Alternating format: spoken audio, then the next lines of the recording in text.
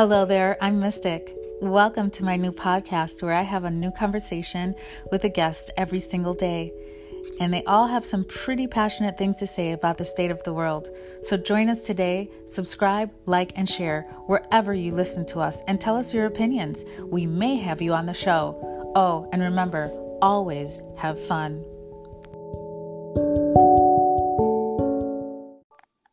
Hello, everyone, and welcome to my Mystic podcast. I really appreciate you stopping by and taking a listen to what we have to say amidst this crazy global pandemic. And today with me, I have a dear friend. His name is Mikey Silas, and he is an amazing musician and a great actor. And he even did a live performance on Facebook and just totally captivated me with his beautiful piano playing and his voice. And he just has some really amazing things to share with us today. How are you, Mikey? I'm doing wonderful, Mystic, all things considered. Thank you so much. It's so nice to talk to you. Yes, it's always lovely to talk to you. So this is a really interesting and challenging time for all of us on the globe right now, and especially for some of us who are going through even more challenging times, such as yourself. Can you share with the audience a little bit about what's going on in your personal life, if you don't mind? Yeah, not at all. I know sharing these things is it's good for the soul, but also good for other people to know they're not alone if they're going through similar situations. So right before all the pandemic stuff really caught a lot of people's attention, and there started to be reactions and lockdowns and shutdowns and quarantines. My father fell ill with a heart condition. Oh my And goodness. I'm so sorry to hear that. yeah, it was a little unexpected, kind of like everything. Thank you for saying that. Of course, he's a wonderful man. I've met Just him several times, and he's a great person along with your mom. So yeah, just the best. I'm He's sad. touched a lot of lives. Yeah. Yes. And so he went into the hospital towards the end of February, and he's still in there. And of course, we're separated from him right now, and he's on hopefully a long path to recovery, and he'll get better. But for right now, we're processing, we're trying to find understanding and acceptance of the situation so that we can be supportive and also keep our own health up for him and for each other. So Your emotional and mental, yeah. all of it. Yes. All of it. Yeah. And so let me see if I have this straight. So your father went into the hospital prior to the quote unquote lockdown, for lack of a better term, because that's what it is. Let's be real. Yeah. So your dad went into the hospital, and then the next day it was on lockdown, and then you guys couldn't be with him? It was pretty much right after he had a surgery about a week after he was admitted. And then there were complications that came up during the surgery, which is one of the reasons why he's still there.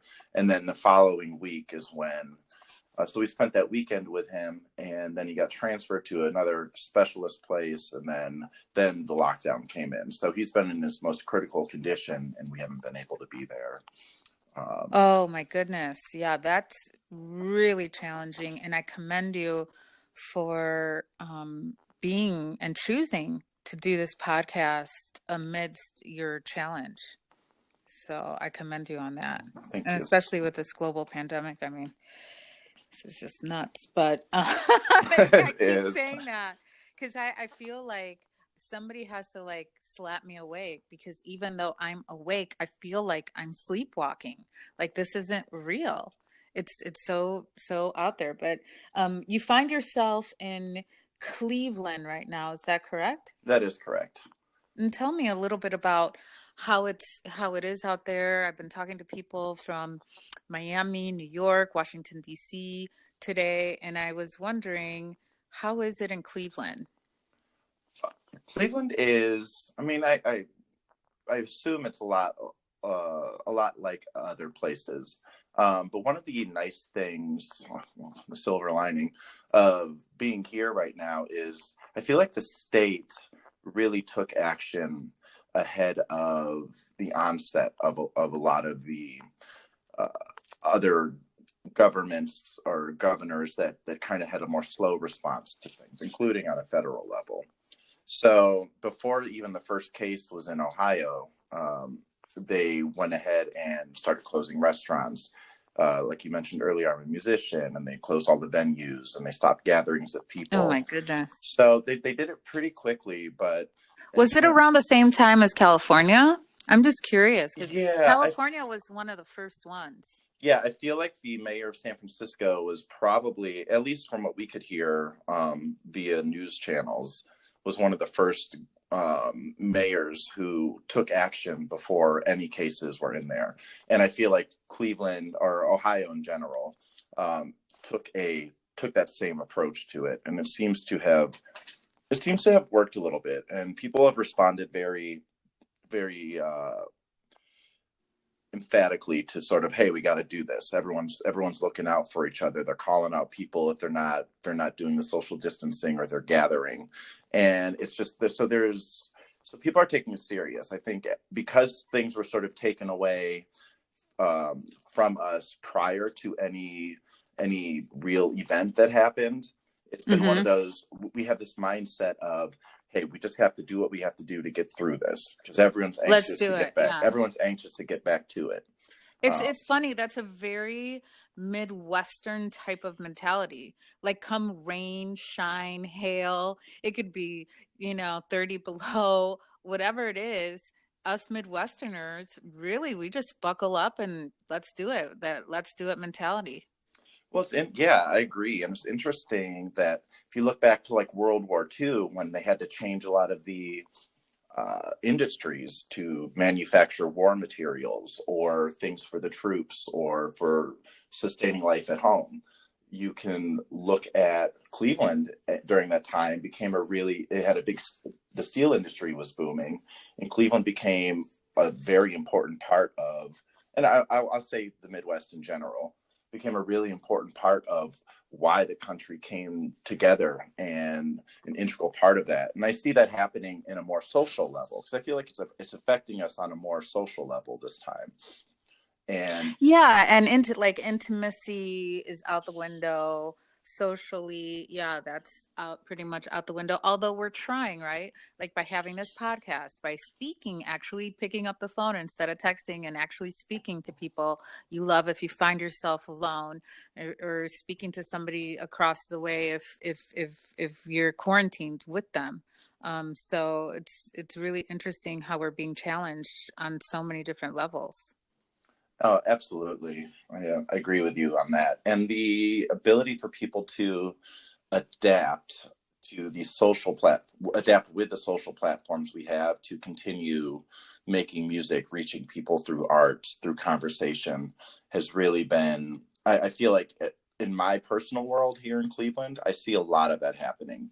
The musicians and the acting community here, they really have, like I just saw earlier today, there's some play festival that's going on where people are submitting monologues and everyone's recording them and posting them to pages. So the art scene. Oh, that's fabulous. I know. I just saw that not too long ago today. So I'm looking forward to researching that a little bit. But yeah, the response from the communities that really depended on seeing each other and being in a same physical space have really started to craft and find ways to carve out channels or groups that people can still feel connected and support each other. So using innovation during this pandemic, just really, really leaning towards a digital age, which can be, it's great, obviously, for where we find ourselves, but I don't think that we should completely lean on just that because, there's a danger of AI. And then prior to that, obviously, is the mandated vaccine. I mean, all these different things that we have to think about, but we're still not really sure where we're at. So we don't have a strong footing on what's going on. But despite that, I think it's important that everyone really, really just listen to what's going on and take a step back and just listen. Yeah, observe for sure. So okay, so and how your dad is doing well, correct? He's Aside from I mean, he's stable. It's hard to really, it's hard to put into, we do a whole podcast on what's going on with all the layers to it. He's mm-hmm, alive, and mm-hmm. he is being maintained by, like, if you didn't know any better, you would think he had COVID-19 and was on one of the respirators to save his life. But he's slowly trying to be nursed back to getting his body to function. And we're just And hoping. of course, that's more challenging if his wife or his children are out there to give him love and caretake. Oh, for sure. I can just only imagine. I can't imagine actually what he's going through. We're not entirely sure, like, if they get any sort of a stroke or something in this process, because he's not even well enough really to put him into an MRI to really get a brain scan. So I'm just Oh hoping. my goodness. I'm just hoping he understands. They were able to confirm that he understood why his family couldn't be there. So So he's intubated and he's basically not movable because you have to move. The right, MRIs, you have to move. So he's not there yet. not yet. So let's pray that he gets there. He will get there. I know he will. He's a fighter. He's amazing, and we're all rooting for him and for you and the family, of course. Team Dad, yeah. Yeah. So one of the other things that has been really interesting throughout our relationship, I don't know, how long have we known each other now? Like 5 years, Yeah, 6 years, something like that? 5 years now. It's amazing. Yeah, Yeah. it's wild. It's so wild. Like, oh my goodness. So, share with us a little bit about your hobby, because you most certainly have a hobby. I certainly do. So I feel like collectively, my hobby is astrology, and some of the metaphysical realm, and it's not so much dogmatic as it is pragmatic at sort of deciphering why this is happening, what's going on, has this happened before? Because it's using astrology, which I know is kind of a trigger word for some people, right, Sam? Yes. Right, mystic, yeah. So the astrology is really, it's kind of a social science almost. If you look at the patterns of it, science has always been this thing that's all about data and process of elimination, trying to figure out what doesn't work to prove that what does work is why it is. So if you look at astrology, it has the most data available of anything that we could study, because it's constant. It's been going on since before we arrived here, and it will go on long after we're here too. And because it's cyclical, you can look at these patterns and align events up with certain planetary influences. And it's fascinating to me. And I've always used it as a way to understand difficult times. That's really when I fell into it. I was going through life's ups and downs and on that roller coaster.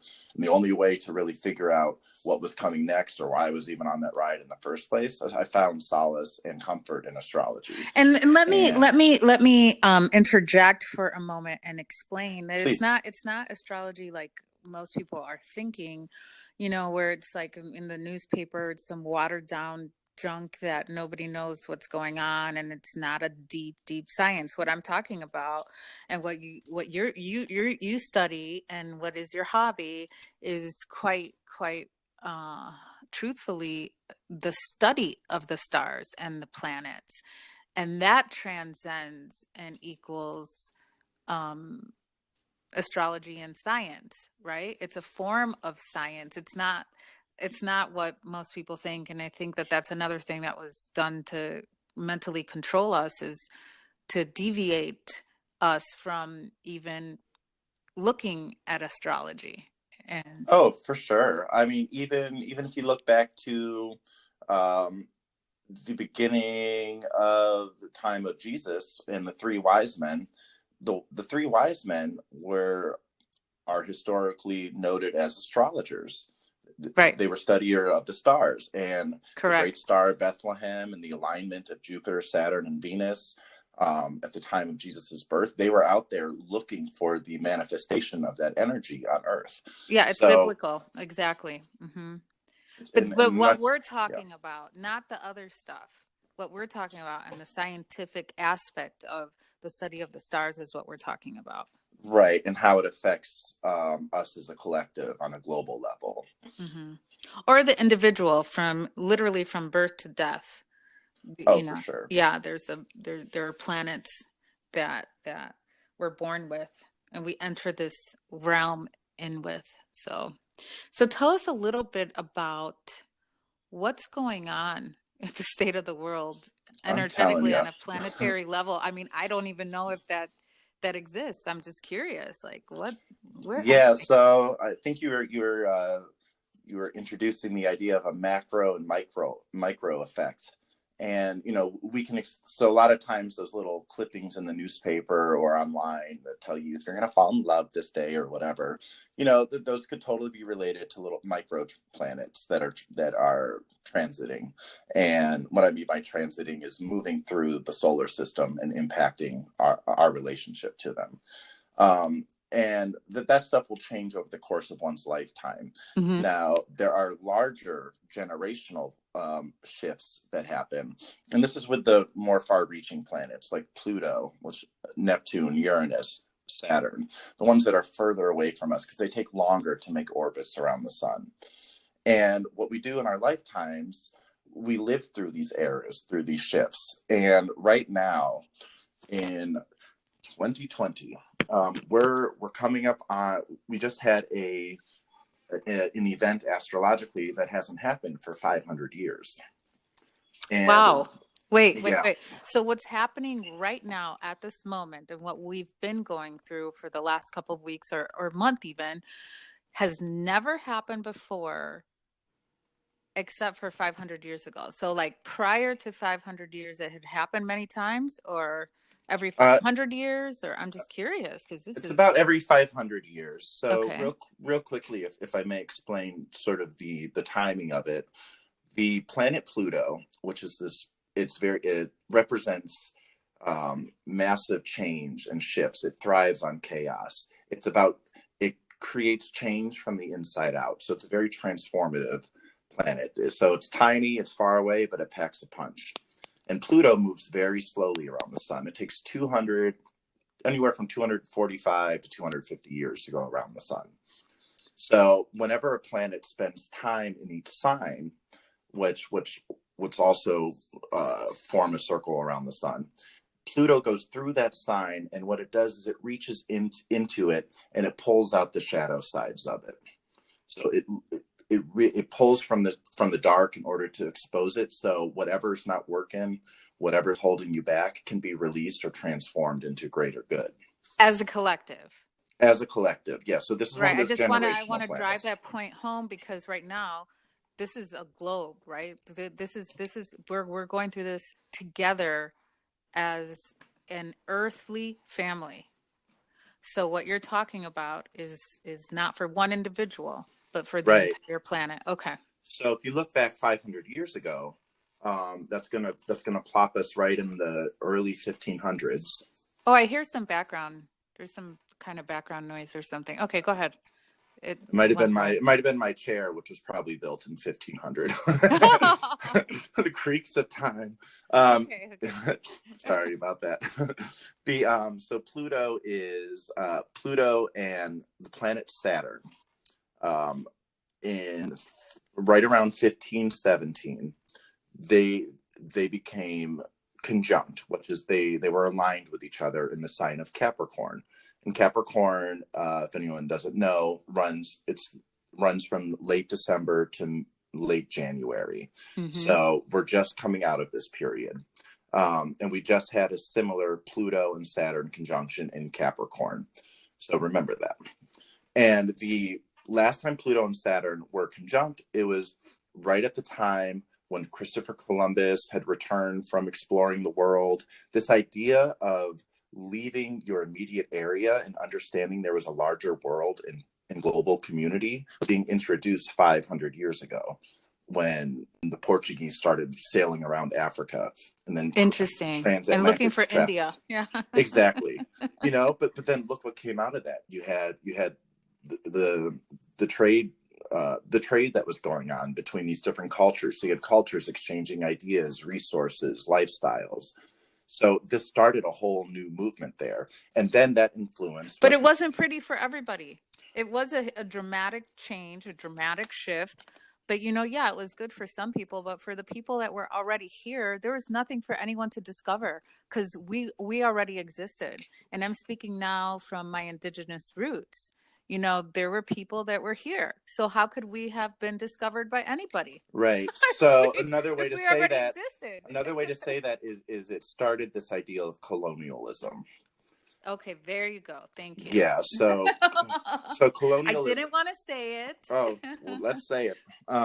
So it started this sort of idea of exploring the new world, and that was sort of set into motion with the time leading up to it. And a lot of times these events, like current times, COVID-19, Christopher Columbus, and these are inciting events that we sort of look back historically and say, oh, that's the beginning of this time, that's the beginning of that time. A lot of that stuff was started off as ideas and movements. So right before Capricorn is Sagittarius. We can point to that. Yeah. Because isn't it nice to get everything down to a little bite-sized thing you can understand sometimes? But the Sagittarius sign before Capricorn is all about exploration, travel, looking for deeper meaning, freedom. So that freedom to explore and to expand is sort of met by this rigid Capricorn energy, which is all about structured society. I don't think I said that earlier. So whenever Pluto and Saturn align in Capricorn, it's always going to address the society, social structures, economic structures, global families. The things that hold our society together have historically, and from looking backwards and then looking forwards, will continue to evolve in this way. But it's still uncomfortable, right? Oh, of course. Because it's uncomfortable for the people who had to come here, who were mostly derelicts were sent first. They were sent out. And then so to try to get the lay of the land and figure out what they were working with. And then the quote unquote indigenous, which they were called savages, which to this day, just because you don't understand something doesn't make you a savage. Right. If the other party does not get like gets you culturally. And there's, as I understand it, there are still places like that in the world left. Not many. Not many. But there's still some. Yeah, there's still some. So what kind of congruences do you see aside from the political and what you had pointed out? I mean, was this, you think, on a global level? You think a lot of people around the world knew about this quote unquote discovery? It's funny that you say that, because I feel like I actually wanted to make sure I made a point of saying this. So thank you for bringing that up. A lot of these changes and people who can kind of forecast the stuff coming because they're in tune with the world events and the things that have helped shape society and the world as we know it, could totally see this coming. So it just makes me sit back a little bit and on a personal level, how are you going to use this to the best of your advantage? Right. To exactly. shape your reality, to shape your life, to come out of this as a well-functioning, adjusted person that wants to make the most out of life and the connections we can build, albeit maybe differently than how we're used to doing it.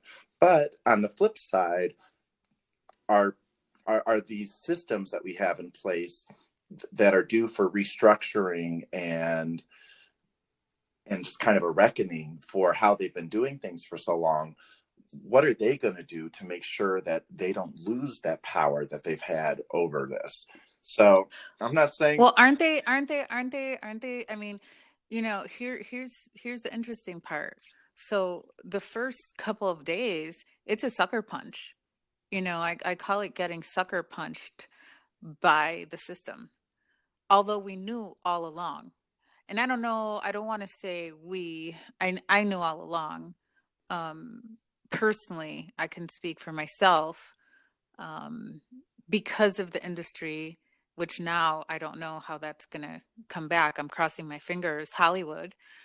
um, you know, we got injected with all these thoughts and ideas since we were little, and we could watch television about the state of the world in movies and commercials and on TV, on the radio, billboards. I mean, the list goes on and on. And I'll be the first one to say, "Hey, you know what? I apologize. I'm so sorry we're in this pandemic. I am so sorry that we are here right now because I helped to participate. I didn't even know I participated as an actor,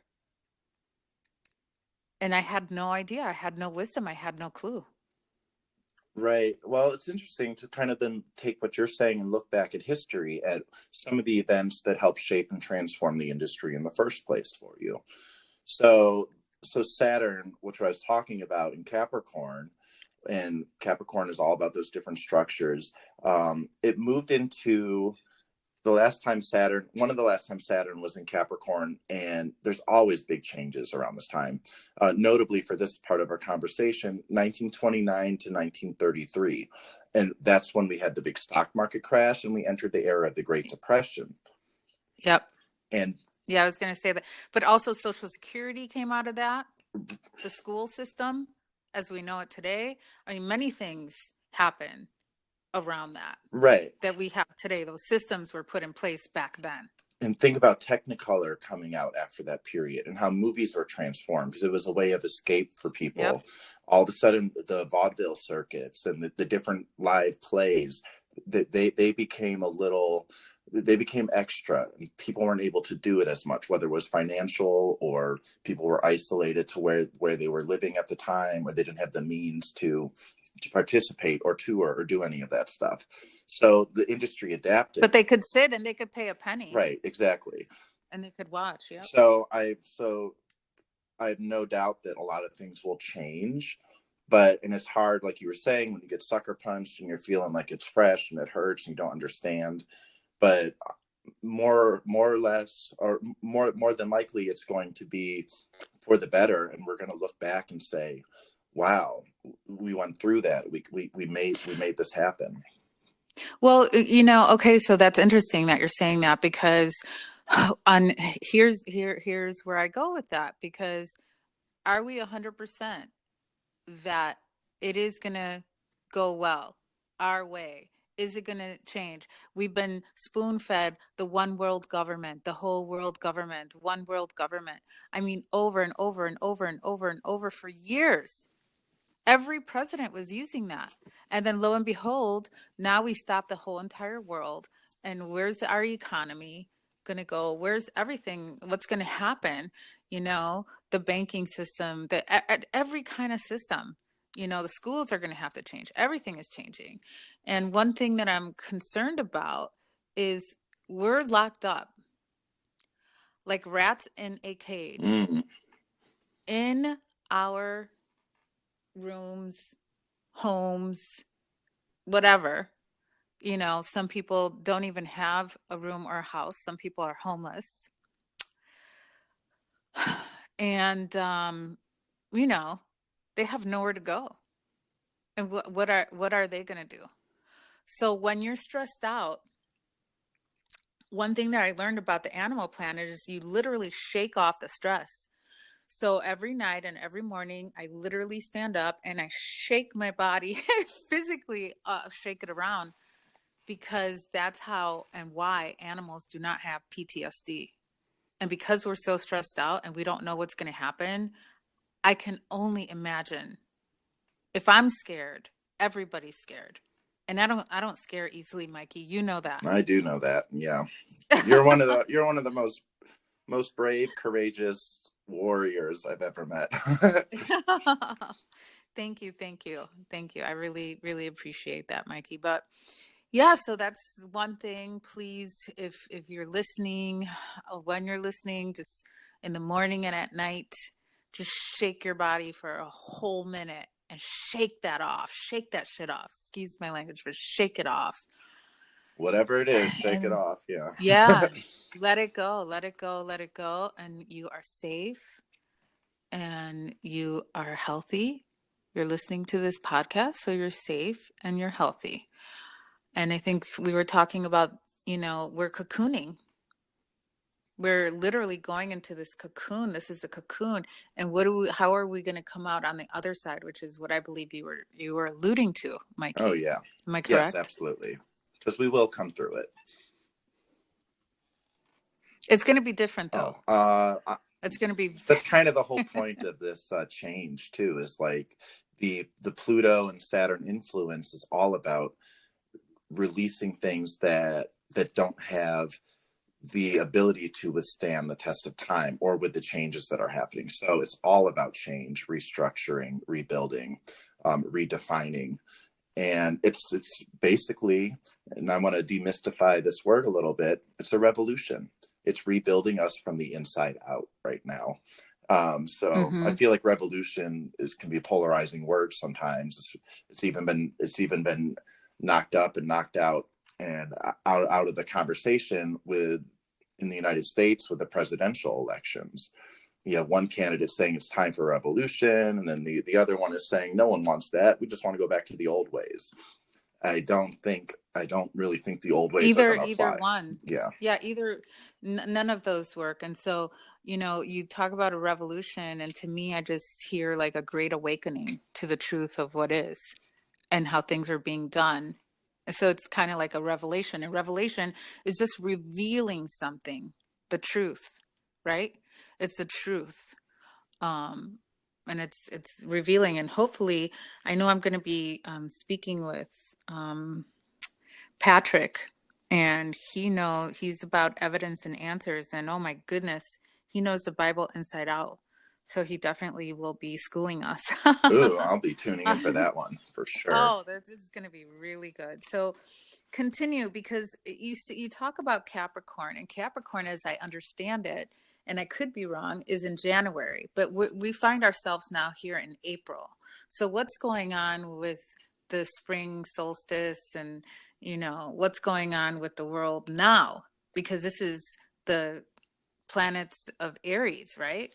This Yes. is Aries. This is March. April. Well, end of March and April. So Um, unlike our calendars where we think the new year starts on January, which is nice because December 31st, January 1st, brand new me, resolutions. Historically, the beginning of the year has been in springtime at the beginning of Aries, when the earth literally is reborn, when there are new buds on the trees, new baby birds are born. It just when life returns, and it's when the mhm. sun starts to rise again. So the sun will spend the next 6 months rising through the sky, and then once we get to, and then it will hit another moment where the sun will start to fall again, and then it will be at nighttime, figuratively. So there's Hence the word fall. Oh, there Yeah, we go. people know. Hey, come through. Love it. Yes. So I mean, so right now we're kind of in this. We're awakening from this kind of like last hit that we got, and we're looking for answers now. We're connecting. We're seeing like, okay, some of this fog is starting to clear. So yeah, we're in a time where I feel like we're realizing we're going through this now, and it's going to be, I think it's hard. We're so tempted to kind of bring up that phrase again, put everything into little bite-sized packages that we can understand. But when you're living in it, sometimes you just got to go through it, and then we'll look back and say, that's why this is what it was. Yeah. So if I'm hearing you correctly, what you're saying is that we're going to come out of this soon. Is that what the planets are saying, or the sky? Is that what it's saying right now? I'm Well, just if we look, trying to make sure I get it right. I mean, if we look historically, the influences we're under right now, could were really started back in like 2008 at the beginning of that financial crisis. And Good point. Mm-hmm. and I really Yep. feel like this is going to be kind of like the 1920s, were an extended period of time, looking back 100 years before the Mm-hmm. Great Depression and all that other kind of stuff. We can kind of see it. Sometimes it takes years for these things to evolve, for us to get through it. Now, with a more globalized economy and a faster exchange of ideas, I don't know if that's going to make it more bearable or livable or understandable, digestible, downloadable, whateverable. But I think that people are looking to people around the world are looking to the United States to see what we're going to do next. Right, because we're And I honestly, think that that's what's going to determine who we are in the global scheme of things. absolutely. And I heard you talking about something similar in one of your previous podcasts, because I love the podcast, by the way. Thank you. And you mentioned in the we are not animals, we are human podcast. I may have fudged that up a little bit, but anyway, it was fabulous. You talked about how the United States has sort of been having this quiet narrative of pulling all of our industries back to the United States. And Yeah, it's just very interesting, important. as Saturn is moving into Aquarius, which is kind of where it's at right now, but it's going to go back, and it takes a long time for Saturn to make up its mind. But the feeling of isolation is going to kick in. And that's all about kind of restructuring the self. Oh, it hasn't kicked in yet? Oh, I know. I'm sitting here by myself right now. Holy crap. This isn't isolation enough, huh? So we're not going to be able to leave our homes at all, huh? Right. So Saturn went through Capricorn, which is going to totally derail all the societal things, the structure of our lives. And then it's going to plow through Aquarius, which is going to be about realigning ourselves to the rebuilding of everything. But wasn't Aquarius last month in February? Saturn. So yes. Or no. Last month was March, and then February prior to that. Yeah. So the planets are on their own time, because they obviously, some planets take longer to circle around the sun. So we don't look so much at the months when we look at when a planet's in a sign. So, like, for example, when you were born, your sun was whatever day it was in that month. So that makes your sun sign that time you were born. But for example, Mercury or Saturn or one of these other planets were somewhere else in the solar system, and they're influenced by whatever sign they're in at that time. Got it. Okay, that makes sense now. Thank you. Thank you for that. Because I was a little bit confused. So you're saying that according to the stars, we're heading into an even more deeply isolated area to then come out, and I call that cocooning, and then we're going to start slowly coming out like a butterfly.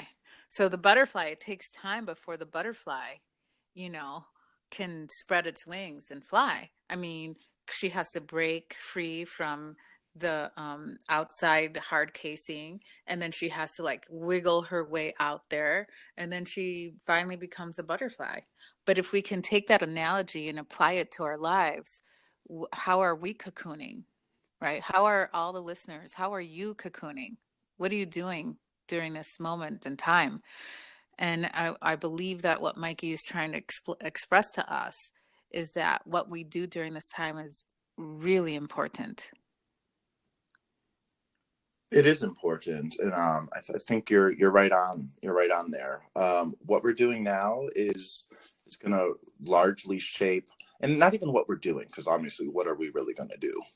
we're by ourselves. But how are we still connecting with people? What new skills are we adapting to these changing times?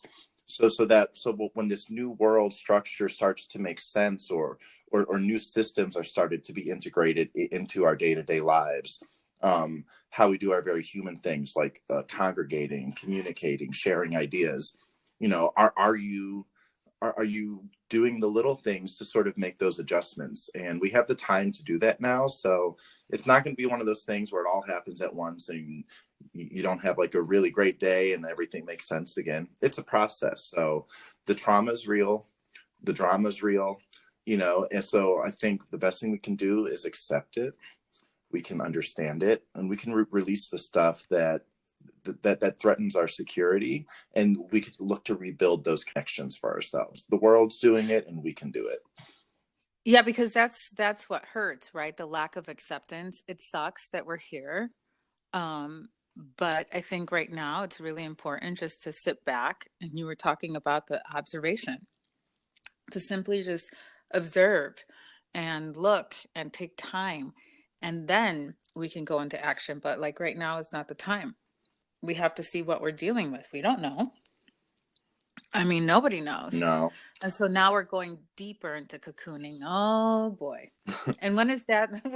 when, when, when is that happening? Because some people, look, Mikey, some people can handle this because they're used to, like, not being out there and speaking out and whatnot. But I think you and I, being fire signs, we like to be in the spotlight and talk and congregate and perform and whatnot. Oh, absolutely. I mean, you and I met in a very crowded place where people were coming together who didn't know each other. That's the origin of our relationship. Yeah. But I kind of joke a little bit that with some of my friends. Oh, you're doing fine. You've been preparing this for a long time, because they usually weren't people who went out, and they were very comfortable going to work and going home and staying there. So that's just a little fun. That is so funny. Yeah, some people have been preparing for it for a very long time and will stay like that till the last day. But I don't think not everyone's wired that way. And I hope that everyone can just be grateful for what we have. So I don't know. I mean, the show's beginning to wrap up. Is there something that you want to share with the audience that we haven't shared before? Like, I don't know. Yeah, just maybe just to give some of these fun dates that I have, just to sort of give people something to think about. So the last time Saturn and Pluto, and if you don't know what that means still now, don't worry about it. But the last time Saturn and Pluto were together 500 years ago was the beginning of the Renaissance period. It's when all those Wow. ideas from other cultures started flowing to new people. And isn't that beautiful to think that we have that opportunity now? Even in our isolated physical beings, we still have this beautiful way to reach out to people and to share ideas and to arguably probably touch more lives than we could have before in our very limited day-to-day thinking of how we reach people and how we connect with people. I know for my own musician stuff, I was very limited in my thinking about, if they aren't at the show, my music's not reaching them. So now I have a chance for my music to reach more people who are now looking for that type of connection that weren't looking for it before. So maybe just a food for thought that people can just start to see ways that we're still expanding and growing as a people, even if we feel a little sad about it right now. Yeah, well, you did a live show on your piano, and it was beautiful. Well, thank you. And yeah, that's how we got reconnected, and I was so happy to see that. And yeah, I'm open to that possibility in that world.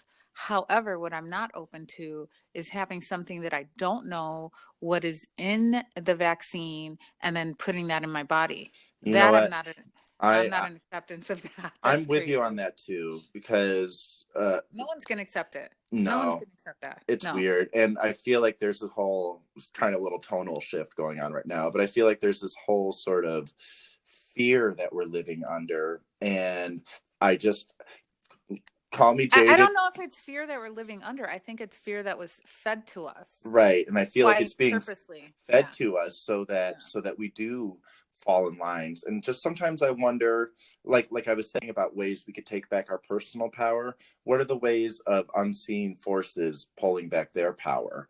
And I don't want to get too dark with it or anything like that. I don't want to alienate anyone from the conversation, but just the levels of just blind trust that we have to put that people are out there doing good. It's difficult to do right now. It's difficult to trust that there's that sort of divine guidance and that unity, that everyone wants the same thing coming out of this. So Yeah, well, so here is why I do what I do. And I think that right now, if you want to guide us in a short prayer, so that we could be born into that world where, we're still voting and we still have our rights. I think those things are really important, and that maybe the wealth is spread out more evenly rather than, now getting rid of the middle class and now have extreme poverty and the one percenters still, which is not appropriate. No, not in the slightest. I mean, they've made movies about this type of situation for decades now, and here we Yeah. are face to face with it. Yeah. So if you want to guide us in a short prayer, and then I'll say goodbye to our listeners. Thank you, Mikey. Thanks, Mystic. So do you want to say a prayer out loud, or I'm such a private person about this stuff. It's okay. Sometimes I can do it. It's okay. I would love to. I would love to go on that journey. You always have the best words to say, so I'm here for it. Thank you. Okay. All right. So this goes out to all the listeners. Take a moment to right now close your eyes and bow your head humbly and connect to that divine within you, to your heart, and connect to that energy that we call God. And whatever religion you are, this is not about religion. This is about just simply connecting to God. And to say, first of all, thank you so much that we have our health and that we're safe right now where we're at. We're alive because we could hear this podcast. And I'm so grateful that you're here. To the listener, I'm so grateful that you're here wherever you find yourself. I hope that you're well and that you're safe. And I'm sending you a great big hug. And I hope, God, that we can move into this space of oneness where we love our neighbors. We love ourselves.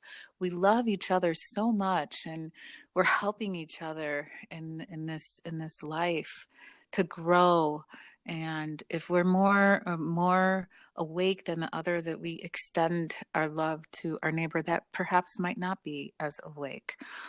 And have the patience for those individuals that are struggling right now. I pray for all the people that are alone, all the people that are homeless, all the people that are in the hospitals that can't be with their families. I pray for all the children of the world that they're safe. And I pray for absolutely everyone. And may you find the peace of God within your heart, and that we all have something to eat, a shelter, at night to sleep, and some kind of work, because we love to work. Come on.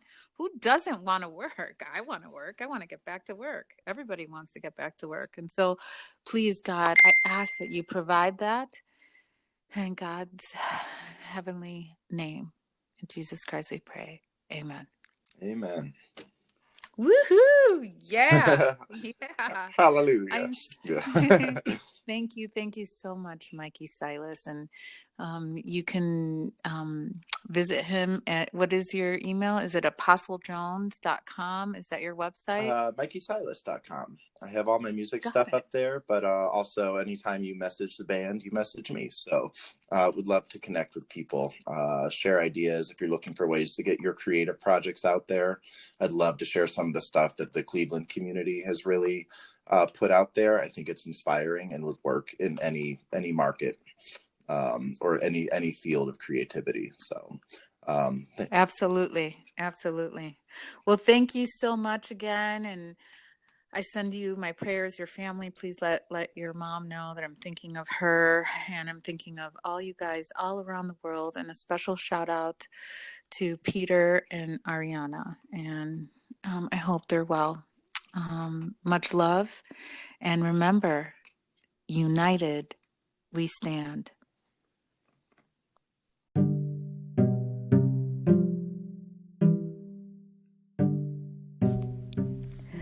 Thank you so much for listening. Stay safe, subscribe, and review. We will come at you with many more topics, and remember, united we stand.